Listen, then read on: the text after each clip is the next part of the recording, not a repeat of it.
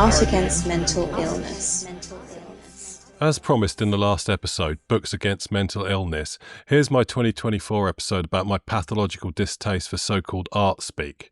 Having re-listened to this one for the first time since releasing it, I observe a few things. Firstly, I cover a lot of ground that I've covered more recently in my Words Against Mental Illness series regarding my difficulties with the written word. This adds some spice to that, so if you haven't listened to the first episode of that series, then you should go and do that. Secondly, I'd forgotten about my use of generative AI, specifically large language models, in this episode. I've had a lot more to say on that recently, as has almost everyone else. Thirdly, this episode covers a lot of ground, particularly around art writing and criticism, and really doesn't mess around or take any prisoners. I touch on all sorts of aspects and contradictions regarding the realm of art criticism that I think are super relevant, particularly to the non-professional artists like me. Finally, this is one of my favourite episodes to date and a bit of a benchmark. I had so much fun making this, and if you've not heard it before, I hope you enjoy listening to it as much as I had fun making it. Art Against Mental Illness. I've got a fun challenge for you. I'm going to read you two excerpts of descriptions of works of art. Your challenge is to guess who the artist is in each case.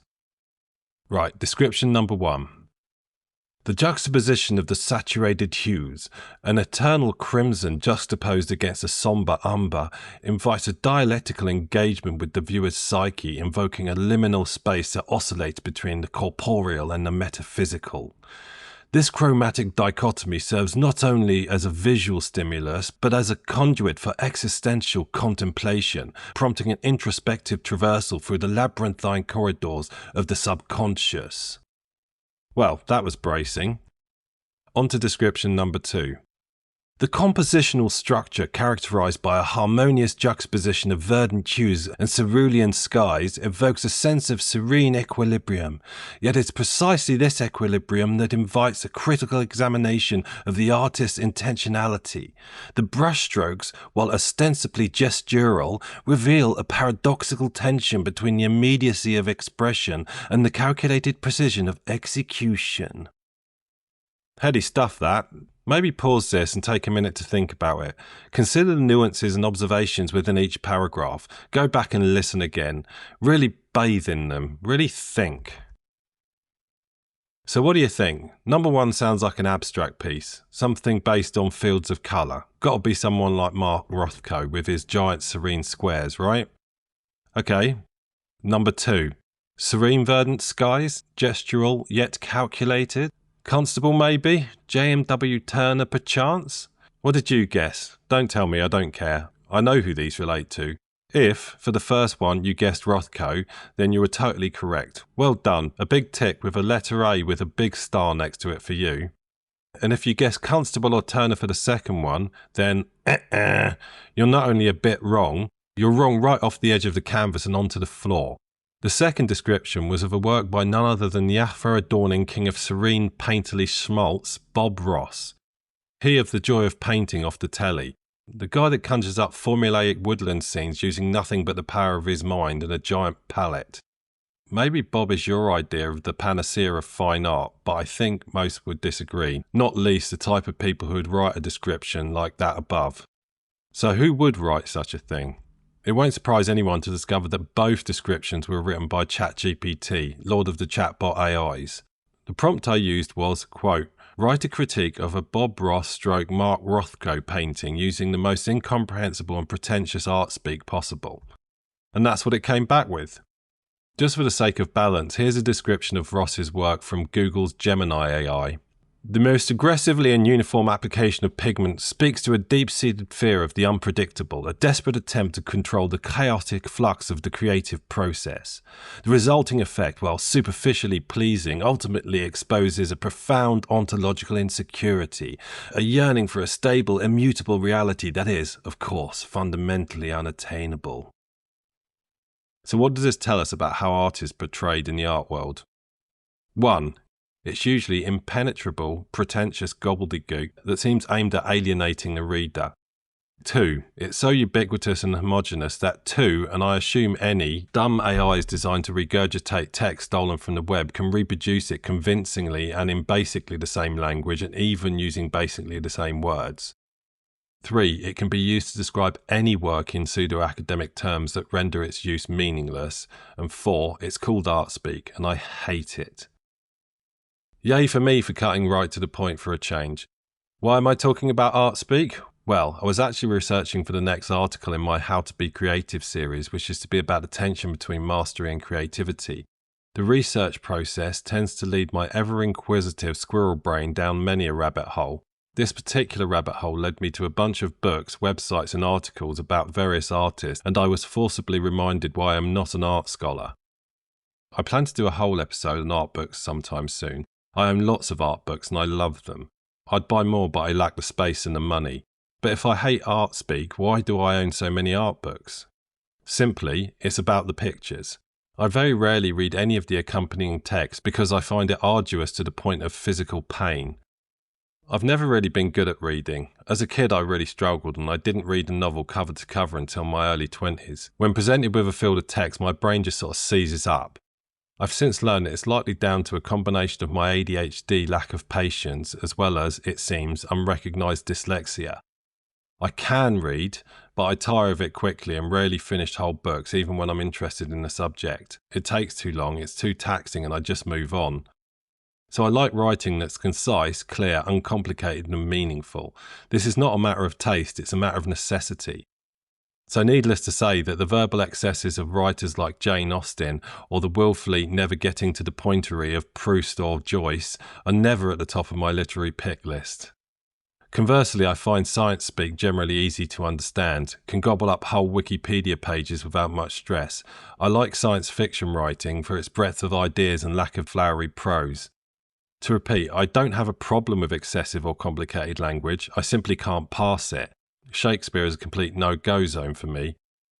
So imagine what happens when I try and earnestly consume some art speak. Fuses start to blow immediately, it causes me something like physical pain. Not only is it overly redundant, convoluted, bloated and unintelligible, it also contains almost no useful information. It's a literary abomination. Here's a real example that I found in one of the books in my beloved collection, found pretty much at random. His use of delicate colour, treated often in terms of nuances and assonances rather than contrast, together with the cobweb-like graphics that seem to irrigate the whole surface of the canvas, the split between drawing and colour, which becomes increasingly subtle the more in the same work both elements alternatively predominate as if in a musical composition, with a dominant tone at each moment, provided thus a new solution to the eternal dilemma of content and form. I can barely even say it, let alone understand what it's waffling on about. That was from a book about the work of Chinese abstract painter Zhao Wuqi, one of the few abstract painters that I really love. I genuinely want to tear out these pages, so I'm only left with the glorious pictures. Art speak is an abomination. Don't take my word for it. In his 2021 paper, Art Speak, the Bullshit Language of Art, Pascal Umbehorn makes the following observations. 1. Art speak sounds bloated and preposterous. 2. Many texts strongly resemble each other. 3. They seem to be only loosely related to the artwork in question. 4. The contents appear incoherent and obscure. And 5. Texts feel like they might be auto-generated by an algorithm. I'd already constructed my AI examples and the basic structure of my argument when I stumbled across this paper. I almost spat my soy latte across the room. I thought it was just me that thought this way. As a minor but important aside, it should be noted that Umbehorn is not being profane or flippant when he uses the word bullshit. It's actually an accepted scientific adjective. In his 2005 book On Bullshit, American philosopher Harry Frankfurt argues that bullshit is a distinct phenomenon from lying. He postulates that while lying involves a deliberate attempt to deceive by stating something known to be false, bullshit is characterized by the lack of concern for the truth.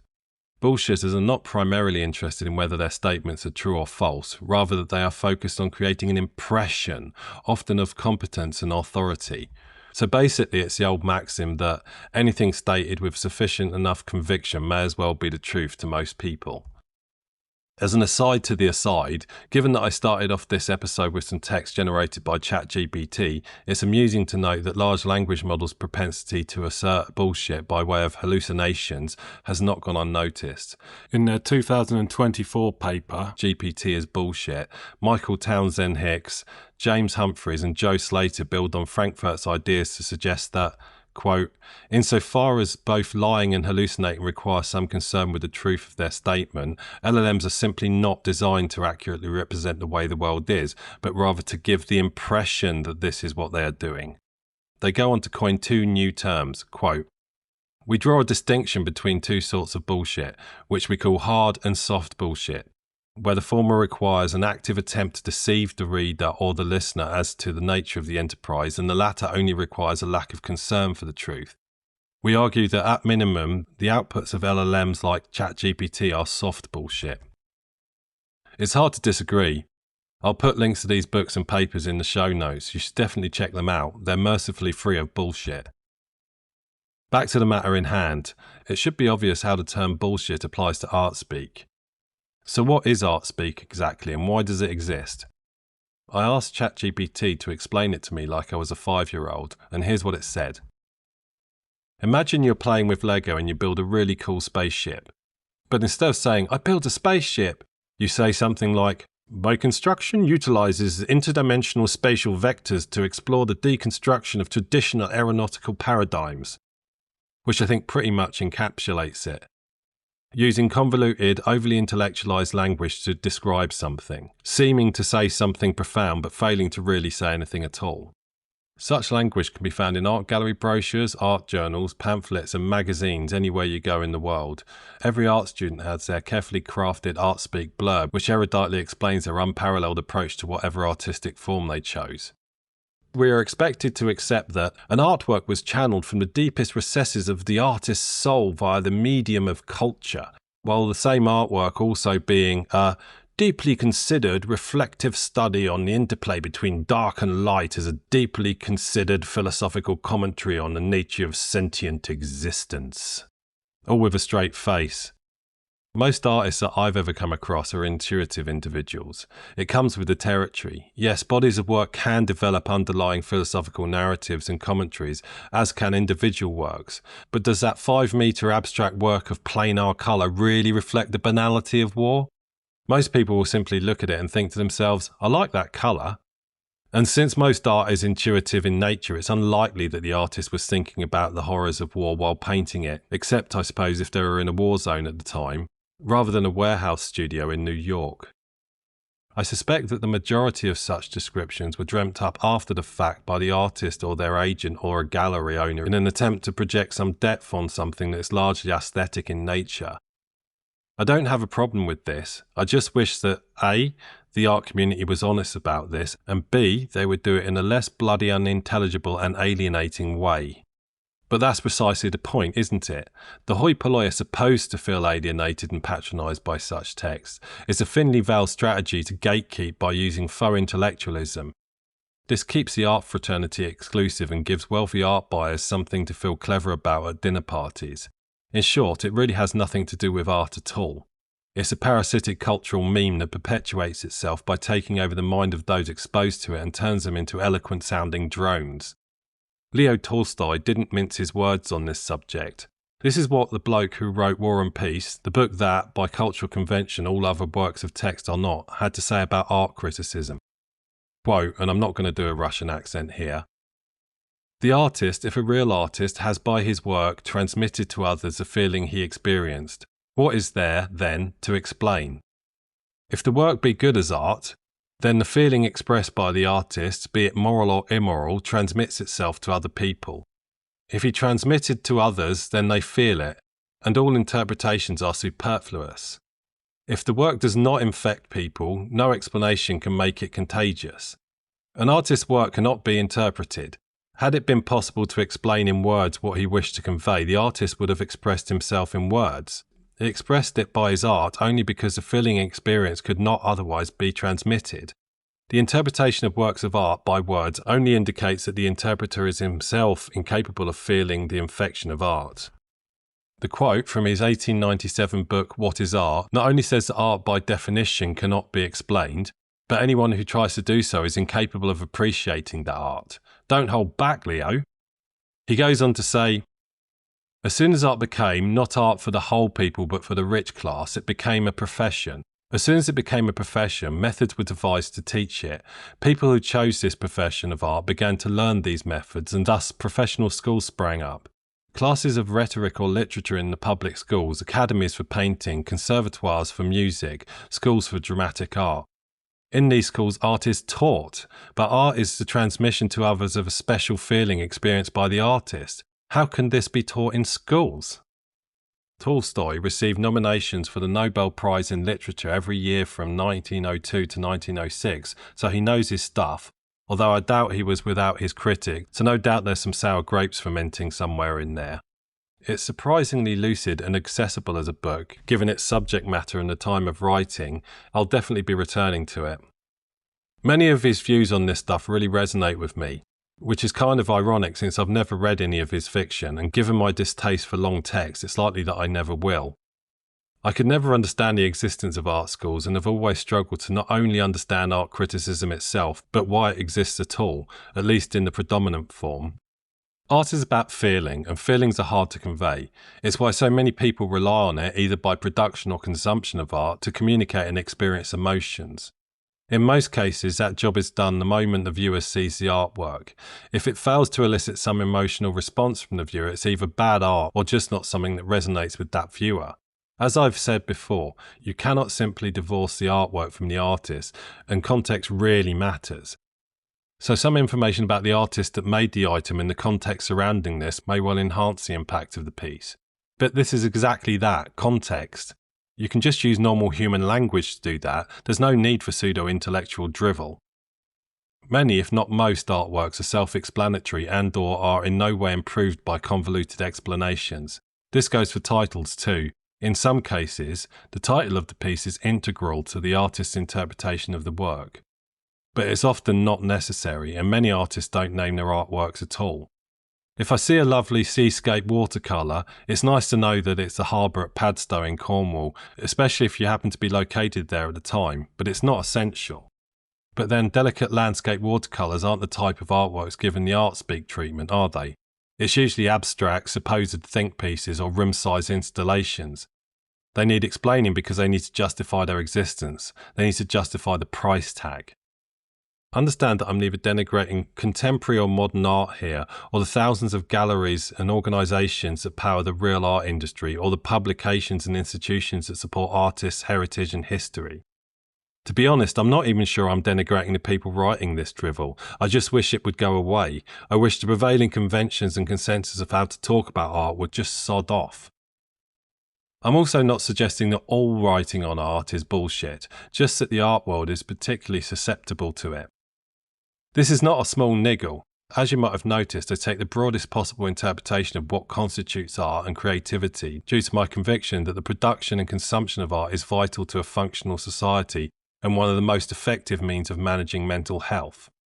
My intention is to be as inclusive as possible. If your creativity drives you to make stop-motion animation with models made of horse dung, then good for you.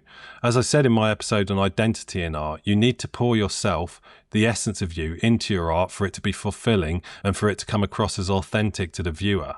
But how are you going to feel free to express yourself in the way that you need to if you feel compelled to describe it in terms that bear no meaningful relationship to it? How is writing a bunch of pretentious waffle going to make you seem more authentic? It's likely to do the opposite, and all the while fueling imposter syndrome. If these are not the words that describe how you feel about your own work, then aren't they a lie, a misinterpretation? What concerns me is how this type of language leads truly creative people to feel that they have no place in the artistic community, to think that you need to have been to art school to create wonderful things. You might worry that if everyone thinks and speaks like this, that you'll be ridiculed if you show your art to anyone who professes to know what they're talking about. You might convince yourself that this mindless babble actually represents what art is and how artists think. You might conclude that you need to make works that can be spoken of with such words. You might decide just not to bother at all. None of this is the case. The art world needs you, an artist or an art lover, but it most definitely does not need these outriders and hangers-on. You'll know a genuine art professional or a genuine art enthusiast when you meet them precisely because they don't communicate their thoughts like this. Many artists do feel compelled or are expected to produce this type of hollow prose when displaying their works. You may have little choice other than to do so in certain circumstances. In such cases, do what you have to, but don't kid yourself that it in any way elevates your work. In reality, the opposite may be true. Either way, I can recommend not wasting your time carefully crafting such nonsense. Just get ChatGPT or Google Gemini to do it for you. As we've seen, they're very good at it. And indeed, on the latter point, I do wonder if professions that involve producing art speak will find their days doing so numbered. I don't consider this to be a good thing. Less people working in the art industry seems like an inherently bad thing to me, so I do hope that anyone that this unseats finds another role in the industry. There is, as ever, a lot more going on here, not least in terms of understanding the value and purpose of criticism in the wider sense. I'm using sweeping statements and general allusions here to make my point, and likely inadvertently including talented, passionate individuals doing great things for the art community, but I think that those folks likely feel the same way as me anyway. How then should you talk about your or anyone else's work? Well, how do you talk about anything else? How do you talk about that simply incredible pizza you ate last night? How do you explain to someone why you thought the novel you just finished was so amazing? Simple, you find the words that come naturally to you and you use those. You try your best to match your word and phrase choice to the person that you're talking to. If they're an experienced art practitioner or a seasoned art lover, then perhaps you can be a bit more flowery and use some words like juxtaposition and dichotomy. To anyone else, you might say something like, I saw Suraz bathe as Asnier and I just couldn't stop staring at it. It made me feel so emotional.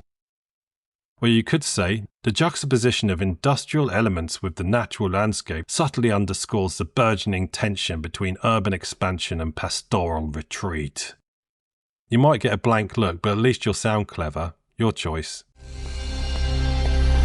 Art against mental illness. Hello, it's me again.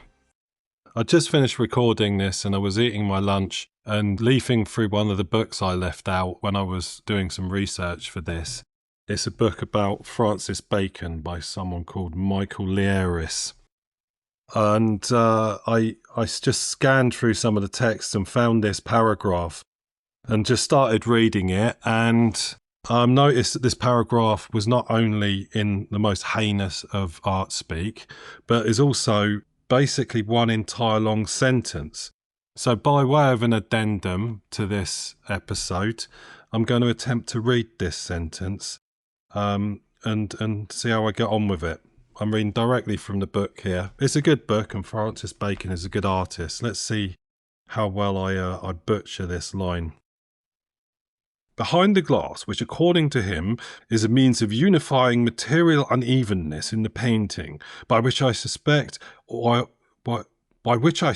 is also intended to temper to some extent the realistic virulence of the works, or perhaps to give a certain ceremonial dignity to the presentation of the characters caught, it would seem, in more often than not, in a warm tangle of erotic exchange, or in the commonplace waking or sleeping attitudes, not to mention the grossly functional ones, or again, to extend to the whole picture, including the flat background, and to finalize, thanks to an almost literally englobing, the process of setting apart, of removal from the neutrality of everyday life, which is achieved as regards to certain of its features by the most diverse means.